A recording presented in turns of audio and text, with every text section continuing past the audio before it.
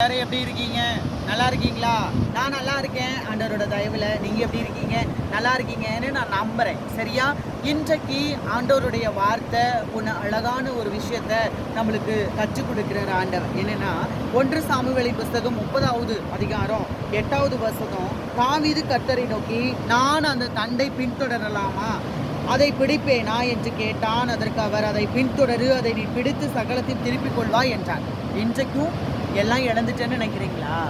எல்லாத்தையுமே வாழ்க்கை இழந்துட்டேன், சொத்தை இழந்துட்டேன், நிறைய விஷயங்கள், மரணங்கள், இழப்புகள் எத்தனையோ இருக்கலாம் உங்கள் வாழ்க்கையில்.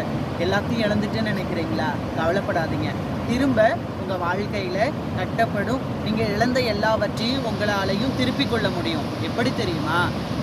இந்த கர்த்தரிடத்துல கர்த்தர் வந்து தாவீதுகிட்ட சொல்றாரு, இந்த தண்டை நீ பின்தொடரலாமா அப்படின்னு அவர் கேள்வி கேட்கும் போது, தாராளமா பின்தொடரலாம், தொடரு, அந்த தண்டை நான் பிடிப்பேனா அப்படின்னு தாவீது கேட்கிறாரு. நீ பிடிக்கலாம், பிடிச்சு நீ சகலத்தையும் திருப்பிக் கொள்ளுன்னு ஆண்டவர் சொன்னாரு.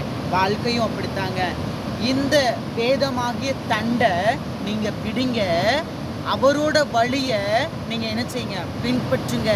அப்போ இழந்து போன எல்லாத்தையும் சகலத்தையும் கர்த்தர் உங்களுக்கு தருவாரு. கவலைப்படாதீங்க. இழந்த எல்லாத்தையும் உங்களால திருப்பிக் கொள்ள முடியும், இயேசுவின் நாமத்தினால. ஆமென். தேங்க்யூ.